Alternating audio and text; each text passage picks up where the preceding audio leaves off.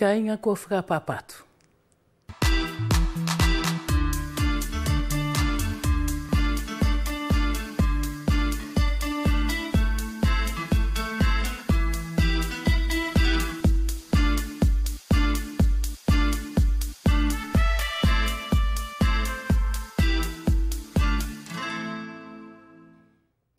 Chers téléspectateurs de Wallis et Futuna la première, bonsoir et soyez les bienvenus et merci de nous recevoir tous les soirs dans vos foyers 18h, 19h. Nous poursuivons toujours avec bien sûr notre thème de la semaine qui est consacré bien sûr à l'agriculture. Ce soir nous accueillons deux grands techniciens. Marine Esnouf, animatrice protège, il ne faut pas que je fasse erreur parce que Marine me regarde.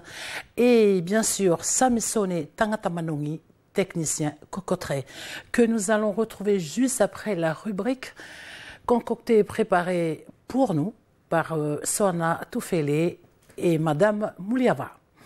Kainga matamai ki te televisiu i te whiawhine I kua whakapapa atu malo takatoka ataki. Whileani malewaani kainga ki hoko atu pē te aluanga mo tātou whelongo I ki te ulelei o te ngā wekele. Ka ko te awhiawhiani e lahi tā whitoane tātou palapala lau ki te uruniu.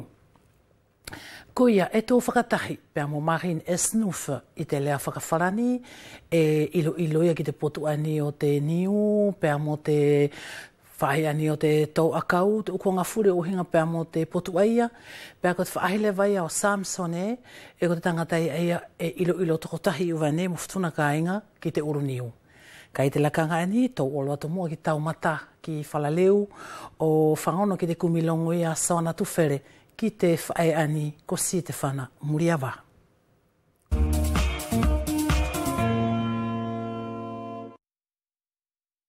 Alo wha whakapapa atu ka inga malo takoto kātaki. Ki te aluanga pēr mo te kumilongo whakalotua tātou I te waha aini, e tō whakatahi I te loto whale aini o te whae aini ko si te whana Muriawa, I te api aini ko taumata I te kolo aini o whalaleu. Si te whana Muriawa urua ki pēa o whakamalo atu, malo ia tau kātaki pēr mo te mao malo lo pē whoki te aho nei. E whoki. Mara sana, tau mauri pēr mo tau kātaki. Ko te ia umai o te whangona nei ki tō roto whale si te whana, hea o ilo I ke kau I te kau tahi ani o te vai mauri, whamiri do nom dei. Nei ia he tupu anga tā whito pēr mo tau whiriwhiri, ke hu o kau I te kau tahi aia. Soana, ne au hu ki te kau tahi, ne au hu I te tāpa o ako atonina. Ia. Pēr I taku no whumai a aku, ne ka matai wharareu I o whoto mo sāpeta, ne au muri ai. O au hu ki ai hu ko aku ki I tamariki. Pea ko taku na whara ai more ha aku tamasi e aru I te kautahi ka ne au muri, he ne e ko te tamariki whuke ai ne e tonu ke aunga ki ai, he kei whiara tan tō whorau, pea mo aru o kumi mauri ki te whamiri ai. Pea taru ia te aho ane ke huai ki te kautahi ani o te vai mauri si te whana. Nei e hu konga ne whiala ke hoko ki a koe I tō mauri takotahi, pe ko tō mauri pēr mo tō ki whamili. So ana, ko toku mauri. Taru taku hu ki te kautahi, urua ki whoki ne e kua o te asoro. Iyo. Pea ne ui whea mai pē e te tāpa ou, ko ai kua ia tōna kautahi. Pea e more whakamo'onia ki te kautahi. E hu pē ia tā piki whea ka e more tō whakamo'onia. Iyo. Oa umai ki taku nofo mai te kau, tahi rewa ania te vai mauri. Tau pau te asoro, tau pau te vai mauri. E au si oi fwai aunga te vai mauri ki toku mauri. He ia I te ukonga, ne e hoko ki au. Hange, ko he tahi I toku roto pare, ne e hona ki I whaingata ia. I te mahaki. Pea hu whaki I lewa. Ko re rewa ki te ki whamiri, o matou kau tahi I te hu whaki ai. O pea rai kau sio, e ia lewa tona fua. Ko ia ne au na whaelewa o pipiki I te kautahi. Ne ko ke kau ki he ufolau whangona tapua te kautahi ki tu apule anga pe ki futuna pela? Urua ki pē I ko futuna. Urua ki wholau a te kautahi ani ne au aruai. Aru ke ia taku ki tamasi I ke veri veri. O mā aruai e mau. Mo taku whae whoki, pēr mo toku tau ke tene mo tau pipiki furi ki ai. Pēr ko au pēre vai ia ke ino whomai I te kautahi. Hoko ia ai ki te whorau la ki loma, mo re au aru lewa I te urua ki whorau. Kai hoko mai ki te rua whorau, mo re au kei manati I pēra pe ko tau whea ane au arua ki loma. Pe au arua I lewa ki loma. Ko te mea ane au seo ki ai, he ne matou a o ki te e kere sia lahi ai loma. O au sio ai foki au ki te mauhinga te u whare lotu foki. Pea mo te kautaki i foki. Pea uruaki. Ko te kautahi foki ani. E na whakahoko i te tangata puri. E whiara ke whelawe i nima mo tuitapu. Iyo. Ko i la soana e au tā ofi ai au. Uruaki pē te kautahi ani. Pene e whewhea ia tau wholau atu tau kau i te whangona tapu ane alu ki futuna. Ne ko te ia tau sio. I futuna. I te uwhainga maare ai futuna. E ne kita no whanofo more kita sio i poi. Pea au aru lewa i taku urua ki aru aia. Pea au au ki poi. E hange o si taku tau ki poi. Ku au tau au ki selo. He hange i te aho i taku tau ki poi. Murau toi manatu ki haku ngā aue. Kau whai. Kua manatu peau, kau aru ono whanofo i heki i temi. I a Petero Sanere. Pea whakahamai e nātou ai putuna, ko te potu ai, e ie te toto o Petero Sanere. E whiala tau takoto ai, whai kore ai, pea ke nofo i loto whare, e ke longo i osi i tau kakano, te mauri whai kore. Longo la more ki ta au kita ki te ukonga tāwhito, ka ki ta longo ki to ta mauri. Pea ki ta manatu ia i to taki i whamiri, pea mo te ukau me a whoki ae, ki ta sio atu e mauri whai ngata, mo le pera ke na tau humai, ke mauri whakatahi i te kautahi. Ko teia tau sio ki te aruanga mo te mauri o te kautahi, i te temi aia ne ke Huai, o au mai lāpea mo te lakanga aini e tā palalau ai, ke i tātau. I temi aini kua ke heke. Uruaki, kaunga maari. Kaunga maari e soana, hene e sio i a nātou ki te tau, a te po e sikapularia. Iyo. Pea langi fia tau nātou. Mo le au ilo ke ana tau whakaukau. Ka ki aula, ne e tau te sikapularia, hene ia tona uhinga. Ne whakahamai e te pure, e ke tau te sikapularia. E hoko ki tau temi ae e ke mate ai. Ka e ke tau, mo le whiara ke mō fia i te awhi. Hoko mai ki te temi kua tonu ai, ke matou whakama opa te sikapularia. Pea ora tu mātou, i mai nātou, mo le whiara ke tau awata ko tau poi mātou. Ka ko te re kura. Ko i mai loma, ko aera mo le kei hau, tai mai te sikapularia. Pea kua matou tuku mātou. Matou ko lewa ki tāpo o tuku pēra, he mo le whiara ke na hanga o mai he nei mai na tau pau. Ka ia te ule kula ia o te sikapularia. Mo le iloi pe na tau whai. Ka ia mo ta ki te tau ia te sikapularia, ko te e tonu mo ke ki ta hu o muri te kautahi, i he utau e loloanga au pito, pe a ki ta kole pe ko te tapo o pule ai na hino i mai kita ke ki ta tau ia te sikapularia. E ki ta hu, e whai to tatau i te kautahi. Pe hoki ki ta tau. Hele ko mātou la anine, no whai pe mo, whoka mo le mea ki ta uruatu, pe ki ta tau. Pe ki ta tau aia o osiona tōna uta. Pea toi whakafo'ou. Mo le whakafo'ou te maria ia. E whakafo'ou tōna whakapapau i hange pēra ko tāpo o furi. Pea no whai, kua matou aura mātou ki te osi. Ani la kua whenei ai. Ani. Iyo, mone ke tau ko te sikapularia ai i mo amo pea mo te tuka. Mo le la ke i tau. I ka kua matou mau whoki mātou. E ka whia tau pēa. He tahi pēa na tau. Ka ko mātou a kua kaku ki te whakaosi, ko i ai. Kua matou hange o si mātou ko te utapo o tau te ki sikapularia ai. Pea ko te kautahi pe ani o te vai mauri e na tau whakaaonga ia te u sikapularia. Soana ko mātou peia a mātou whakaaonga. Ka pau e ke whia kau, ngata ko te ki sikapularia ki e, ne e kore mai e ni ihi, pea e whiara te awe hene e te lahi mo te veri veri. Iyo. Pea awe te ki sikapularia veri veri, ke na tau pau. Kena tau pau whoki mo whai ngai, pe e hau ai. O whai atu ai a whai atu, ko te whia tau pēa pau maharo, e langi whia mea ke ui, kua tau ia te sikapularia i mua momori, ka more i to ona loto. Si te whana e to uhinga lotu katolika, e mauhinga ki te tangata mo te whawhine lotu katolika, ke nā kumi peho na kautahi whakalotu ke tāpiki ki ai, mo whakawhalala ki ai tana mauri te ahafuri. Soana, ko te konga ai ai maua. E maua ke kita kumi ho ta kautahi. Ke kita nofo mo whalala ki te kautahi ai. E ia ho ta whaingata ia mahaki, pe ko te kua mate, e hu whaki i kita ia te kautahi. E ko tō sio pe ka mate he tahe te vai mauri, e aru. Pea matou nofo o kore hona misa. Ko ia ae tonu ai e aunga te hua he tahi o kumi hona kautahi. Ke hona tāpiki anga. He kāke mate more ho kautahi, ka tau a mate more tahe ngaunga mahu whake i koe. Si te whana koe ni kua whaka osi pei te aruanga pēr mate ki temi palalau o tāua. Ko te ape hina au whaahinga tokoni, hina ki kupu whaka osi pei ki whia tukuanga tā whito ki ana tau aini, he ki e hona tau o kautahi whakaloto ki na tau tā piki ki ai. Pēr mona tau pe aini kua mauri te kautahi aini o te vai mauri ki te hoko atu. So ana ko taka whaka amu pē. Ki amatou ai kua kautahi. Ke kātaki pē ia. O tauhi, pēr mo muri i ona re kura. Pea ki tano whai o au ki tō mate. Pea ki ana tō ai kua tāpo. O, ko ia lewa ai matou hūwhaki i tāpitau. Kua mawai nā tō o woto, pea na tō no whai. He mate pei he whai, pea mate i te. Ko te umatu a pē, so ana au ilo i ona tō rato. E fia sio.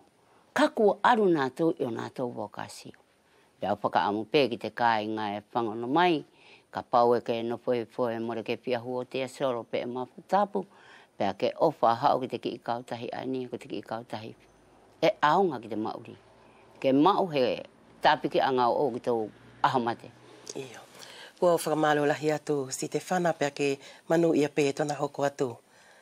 Koe nā la kāinga e whakatahi pā mō mātou i te lakanga ani te kātoa atu o te kumilongo ne e whakahoko mai ki te whae ani ko si te whana muri a wā. Ko tana tau whitung furumālu ani pea e kau ia te kautahi ani o te vai mauri. Ko matou whakapa apātu.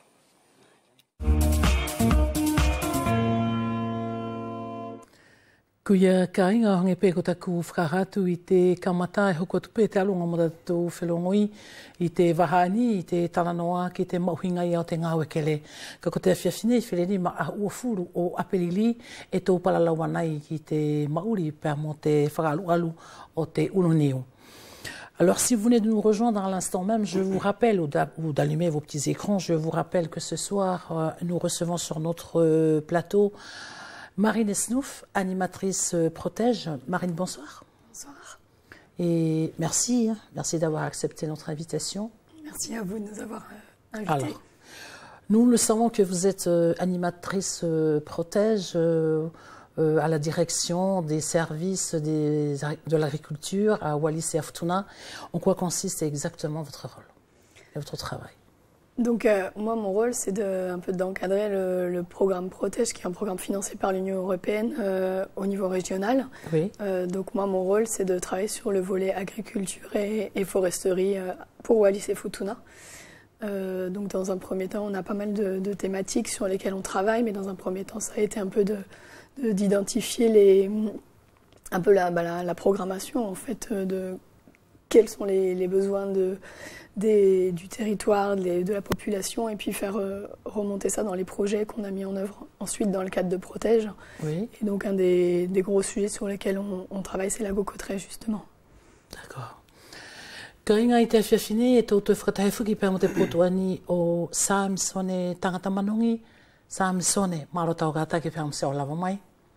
Yo, maro niwe lau kātaki, mo tūlake whai ngā oi ele ne asu. Whaile li pe ia? E, whai ngai whekana mari e. Iyo. Samsone e I mai whaki ko koe a sāpio toko tahi, ko I lui e te ukonga furi o uhinga pēr mo te uruniu, te uruniu o uvenei pēr mo Futuna, whakamatara mai mua koe tau ngāwe. Iyo, maro mari niwe. Ko poture ne oku ngā oi ta whito o ke lakaule ne ko niu, tau vai uvenei mo Futuna, mo le muri I ki le whasinga tau pau o niu ala to tonu to whenua.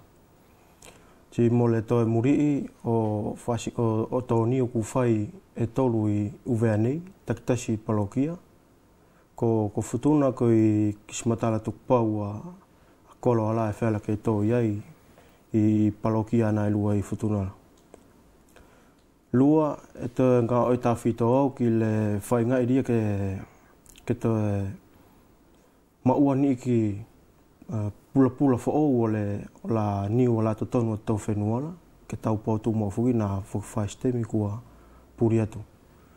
Storu loa te kau te muri tā whito o la tau anei ko kau whawhine pe tangata e ngā oi whatufunga ki la kaule ne kon niu. Samsone i taku whakalonga atu e lahi au pito i a te o ngāua ke te ulaki o kotokotai a ke whai? I le naforia mātou i le mātou pilonga oi, koria le ngā oi riki tawhala, ko whai tuk tasiria e tokanga ki le nā konga. Ka ki le ngā oi ria mātou ria pilola e tau whatakoi aki whai. Ka sakinake i le naforia mātou i le pilola e whalonga whao ki tokoi ngā oi me ki te au o potulene i o marina, o whlaki e ki potu o saveri o te lai. Ko ia e taktaki mātou. Marine Samsone Tangatamadongi vient de nous livrer ce soir une information très importante. Vous êtes là pour l'accompagner, pour les accompagner en ce qui concerne la préservation des cocoteraies ou des cocotiers de Wallis et Futuna. Oui, donc l'objectif du programme Protège sur la cocoterie, c'est d'accompagner un peu ce qui a été mis en avant depuis, donc ça va commencer en 2017 avec les assises des Outre-mer. Voilà, où on avait un atelier avec la chefferie sur la cocoterie, oui. Donc qui nous a permis de commencer à travailler à une programmation cocoterie sur laquelle on a plusieurs objectifs. Donc c'est la préservation et puis le maintien de la quantité de coco qui sont produites pour que tout le monde puisse avoir accès à suffisamment de coco localement. Donc dans la vie de tous les jours, que ce soit pour nourrir les cochons, que ce soit pour faire la consommation personnelle. Voilà, la consommation personnelle. Également donc de travailler sur les variétés de cocotiers qu'on peut avoir sur le territoire. Est-ce que vous avez, à l'heure d'aujourd'hui, est-ce que vous avez identifié, voire répertorié les variétés de cocotiers que nous avons? Donc on a un expert qui est venu fin 2019, Roland Bourdex, et qui nous a identifié 34 variétés. 34 variétés sur les 2 îles, en sachant qu'on a ensuite échangé aussi avec le CIRAD. Parce que ce qu'on peut appeler une variété de cocotier, il faut le mettre entre guillemets. C'est-à-dire qu'une variété de cocotier, on appelle variété un individu qui va pouvoir transmettre ses caractéristiques d'une génération à l'autre en fait. Et là, comme sur des cocotiers, on est sur une plante qui vit 60-80 ans. Donc nous, à notre échelle humaine, on aura l'impression que ce sont des caractéristiques vraiment d'une variété. Alors parfois, c'est uniquement cet individu qui a développé des caractéristiques et qu'on aura du mal à les reproduire. Donc on a aussi on commence à travailler avec le CIRAD sur la génétique pour essayer de voir qu'on est sur des lignées le plus pures possible dans les cocotiers qu'on va reproduire. C'est-à-dire que plus la lignée est pure, plus les caractéristiques ont de chances de se transmettre aux générations d'après. Enfin, donc quand on va récolter une noix, on sait quel est le pied mère parce qu'on récolte la noix sous le pied mère. Ensuite, il faut voir avec les croisements qu'il y a pu y avoir, est-ce que ça a été croisé avec un cocotier qui a les mêmes caractéristiques ou un autre cocotier, donc selon le vent, les insectes, etc. Et donc de connaître les cocotiers qu'il y a autour et de connaître si ces cocotiers sont de lignée relativement pure, ça nous permettra de maintenir des caractéristiques. Excusez-moi, qu'est-ce que vous voulez dire pur? C'est cocotier pur Wallis, unique Wallis? Unique, bah là, dans les 34 variétés qui ont été répertoriées, et puis ensuite dans une partie qui a été étudiée avec le CIRAD, oui. On retrouve des caractéristiques qui peuvent venir, qui ont des caractéristiques communes avec des variétés qui ont été identifiées, par exemple au Samoa, au Tonga, d'autres en Malaisie. On a des cocotiers qui sont arrivés avec l'immigration, on a des cocotiers qui ont été ensuite importés par exemple les services de l'agriculture. Donc voilà, il y a eu régulièrement, on a des variétés qui sont arrivées. Et une variété pure, en gros, ça veut dire que le père et la mère ont un peu les mêmes caractéristiques et qui vont ensuite se reproduire quand on va choisir une noix. On sait que si par exemple on a un cocotier qui a une centaine de petits fruits, voilà, qu'on aime bien pour boire par exemple, qui sont faciles avec des petites tailles, savoir que si c'est croisé avec le même type de cocotier, les noix qu'on replantera auront la même caractéristique. Si ça s'est croisé avec un grand verre, par exemple, oui. On aura des caractéristiques différentes qui peuvent ressortir. Donc nous, voilà, quand on plante des champs semenciers. Donc là, c'est le travail qu'on fait actuellement sur les 3 districts de Wallis. Et puis il vient d'en parler, Samsone, de ces champs semenciers dans les 3 districts, Raake, Ifo et moi, et bientôt Futuna, c'est ça? C'est ça, on a avec les 2 royaumes, on va travailler à la mise en place de champs semenciers aussi là-bas. Donc c'est de replanter des noix dont on est le plus sûr possible que les cocotiers qu'elles donneront auront les caractéristiques recherchées en fait. D'accord. Merci Marine Snouf. Samson e wherala ke whakamatara mai pe ko te whaahinga niula e fia e tau maune ke tau na whamoia? Io, alo Marine. Whawhapero tuku atu le nei potu o Marine i le whawharanira. Na e whakis tangata ilo ki le niula, na auki uvene moftuna, o wheawha, ko whaasinga niu e fia la e mau i tau whenuala. Tie le nalan wheawhala na mau e ko whaasinga niu ka totu wha. Io. I uvene mau e uvene moftuna. E wherala ke whakaha mai e ke mau i te hingoa te u whahinga niua ia? Io, ko whaasinga niu ta whito whai mua la e whakaonga i tu mau e tau whenuala.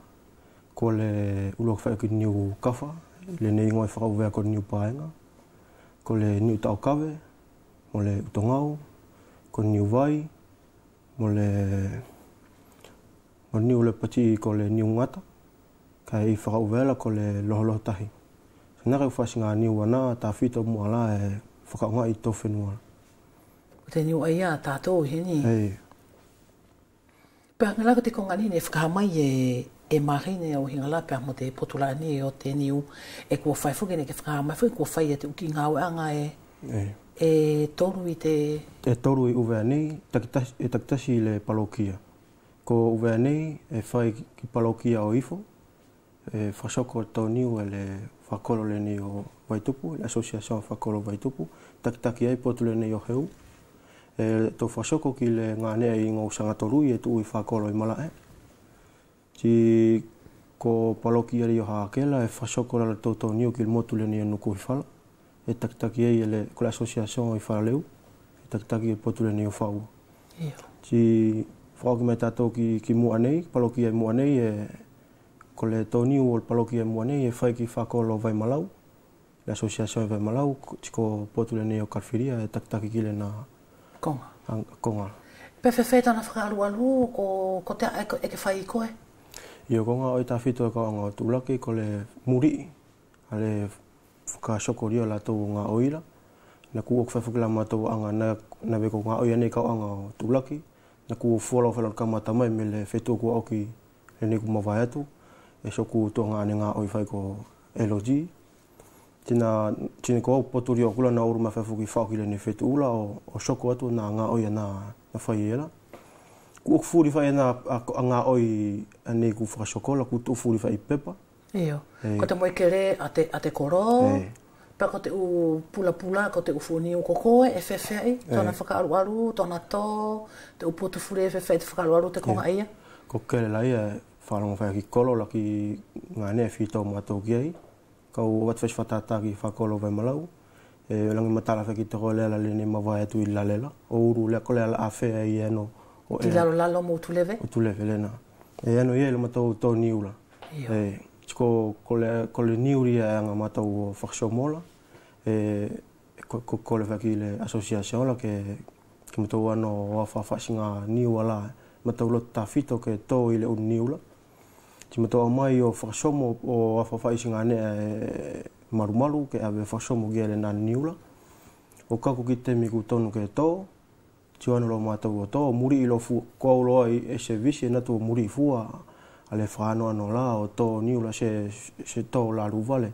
Sakina ke tasi ano whai whasinga niu i lo ngā nea tonu ke ano ai. Io, mo le hoko tō he ufu niu ia. E whainga e whuku mātou sakina ke he o kilo tō niula. Ti whai le mātou mo le Esplan. E tū e lo a whasalo ki whenuala. Kori e lo ngā nea la e maua kori niula. Kori e ngā kanatu ko soso tuki mua e maua kori ari niula. Sakina ke matala fuki whenuala ia ka poko koe ke natu e ke whiwhai sau wha niu kawha, niu paenga. Lo ina e tio whako ki le karteri e tu i pepala. Lo ina ko e tonu kaonu kuri ngā nela ne tu maua eri niuri ka olotoki e. Io, pa ke sope ki te e whewhai e te ukoro e ke sio ki te hahai e na tō whiawhai ki te whakatutu ani e ko tō whai.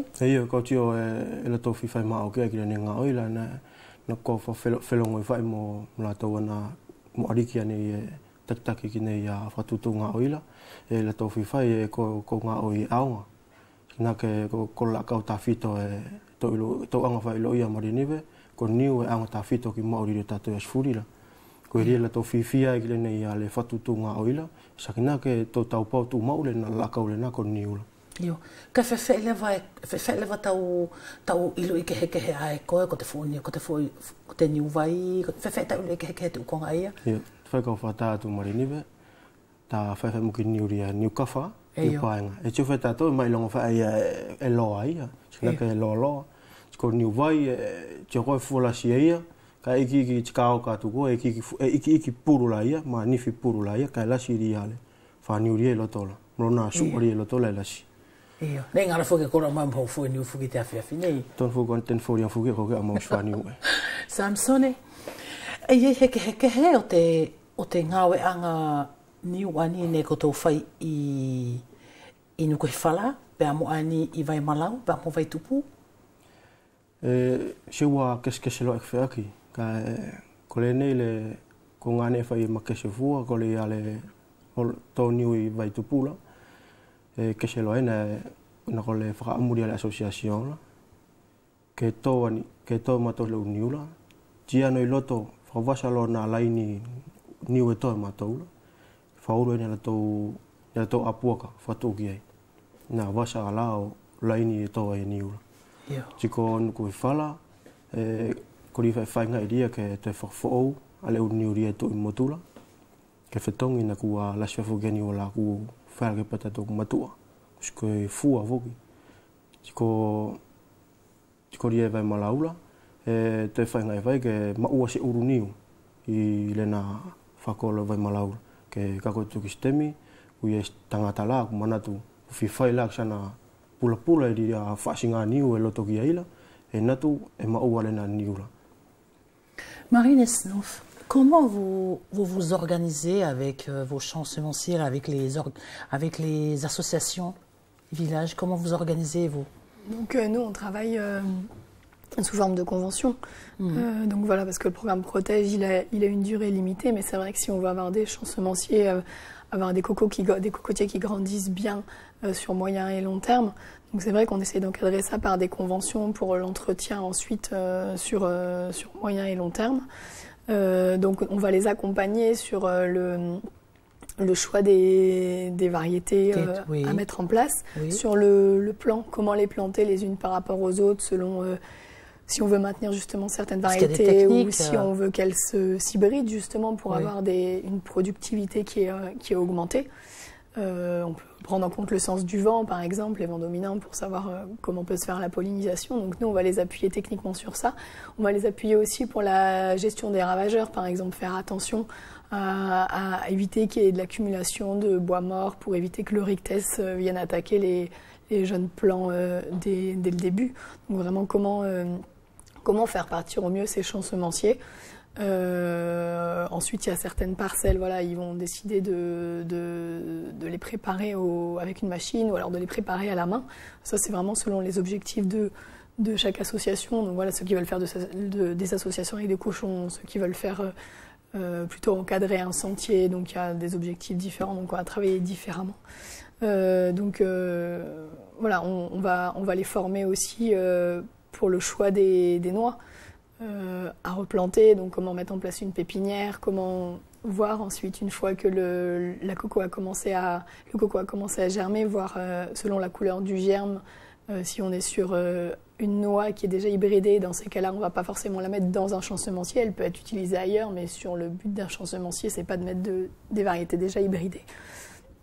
Donc ensuite, selon la couleur, si c'est jaune, si c'est rouge ou si c'est vert, voilà, ça va nous aider à choisir les noix. Donc voilà, tout ça, on va former en même temps les associations de village et les jeunes. Donc on va travailler avec des écoles aussi pour pouvoir transmettre ça et puis qu'ensuite, eux puissent faire d'autres champs chez eux sur lesquels on peut appuyer techniquement selon les objectifs également. Sinon, en tout et pour tout, nous avons combien de cocoteraies à Wallis?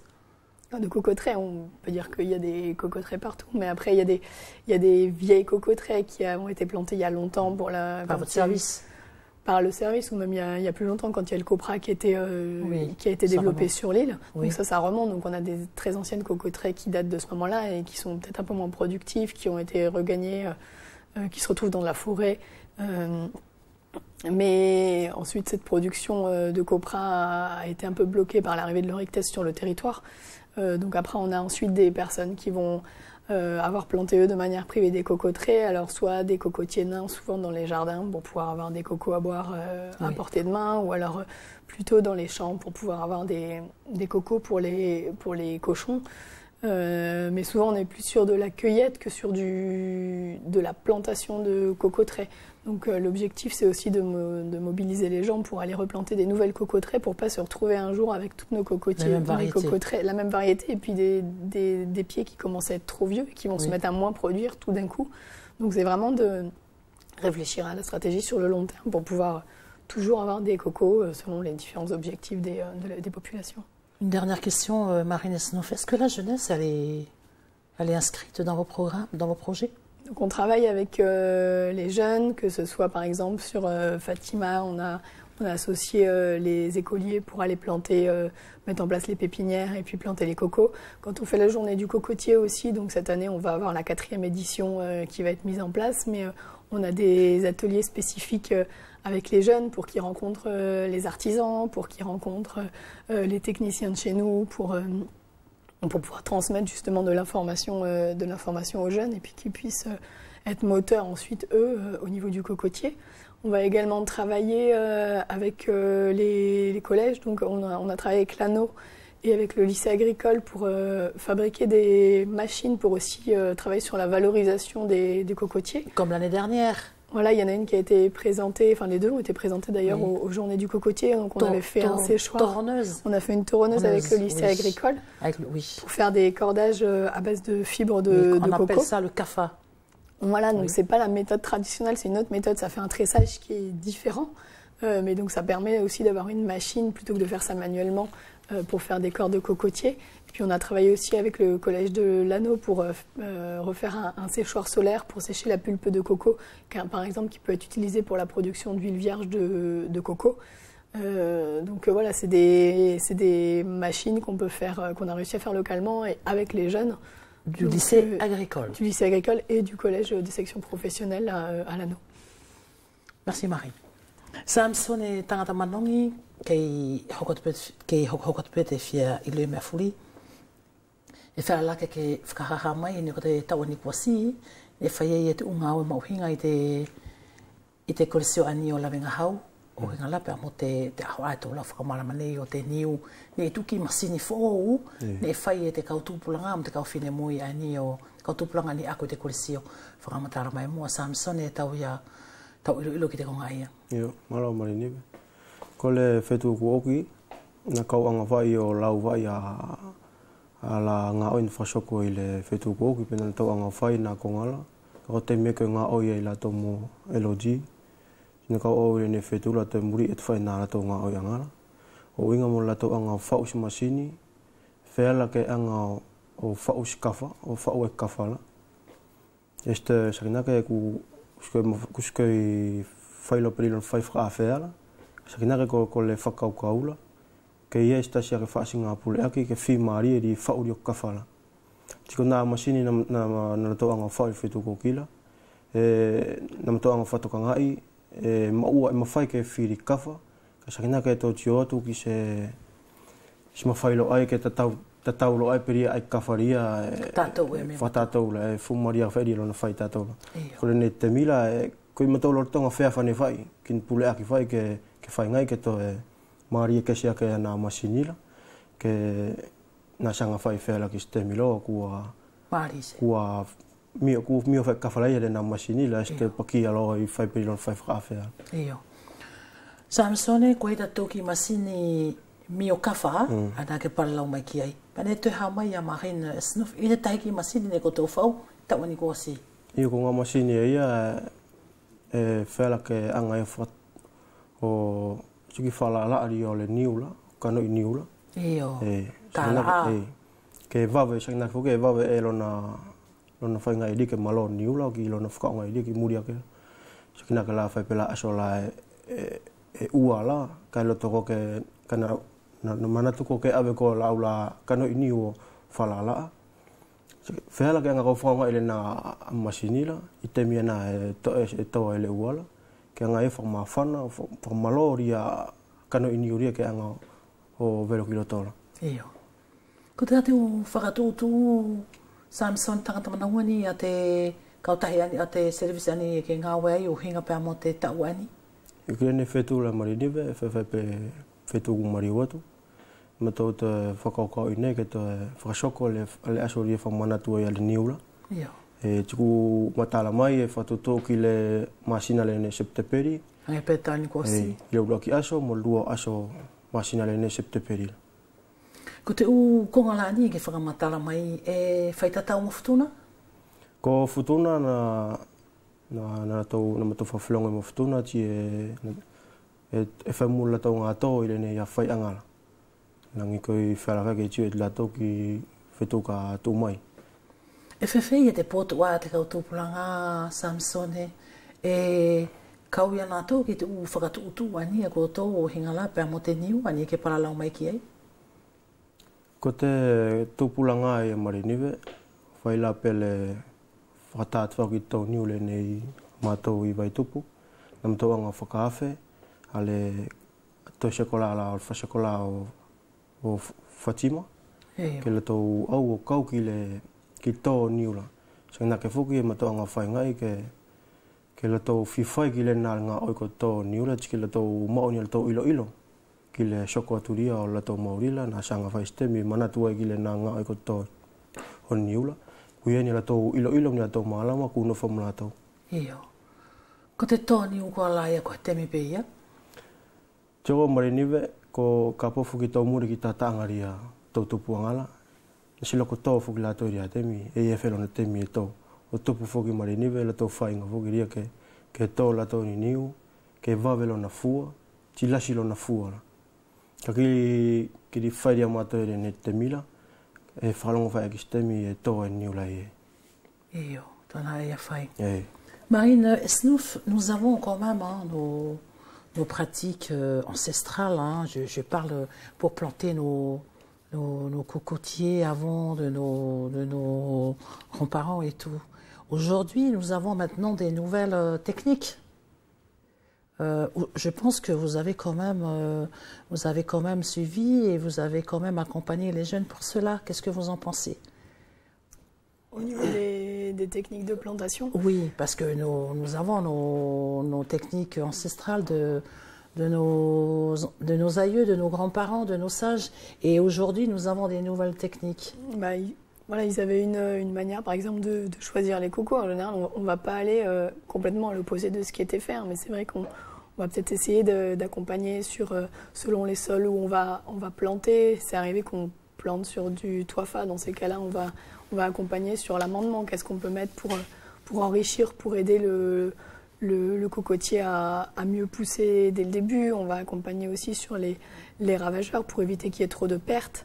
Voilà, donc par rapport à l'oryctès, comment éviter qu'il soit trop présent. Il peut y avoir aussi de la cochenille qui vient attaquer, donc c'est vrai que on va peut-être trouver des astuces supplémentaires pour que ça marche au mieux, oui. Mais on ne remet pas en question la manière dont c'était fait traditionnellement, quoi. Et justement, on essaye aussi de transmettre entre les anciens et les jeunes générations pour que ce qui se faisait au niveau des pratiques traditionnelles ne soit pas perdu non plus et que les jeunes continuent à faire avec ce qu'on peut apporter en plus, qui vient d'ailleurs, qui a pu être développé et qui a pu faire ses preuves sur le territoire.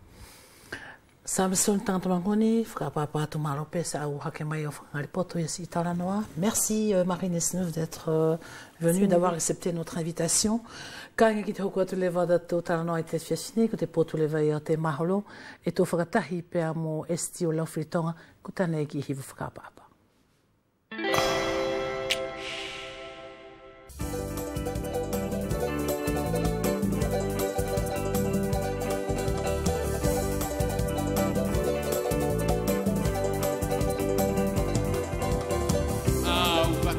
Tapu ki o kuari ki hau I toku kau ari ki mo te whainga